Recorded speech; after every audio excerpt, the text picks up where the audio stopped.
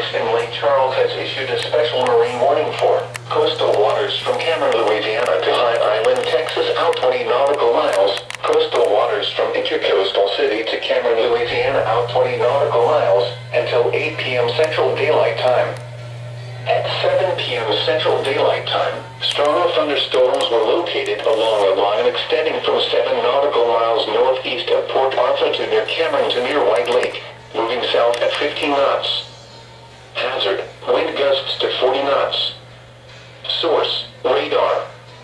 Impact, small craft could be damaged in briefly higher winds and suddenly higher waves.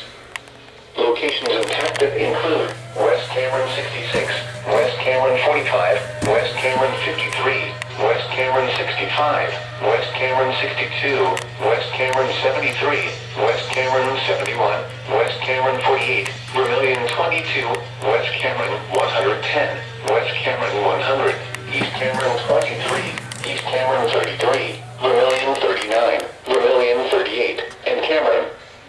Move to safe harbor until hazardous weather passes.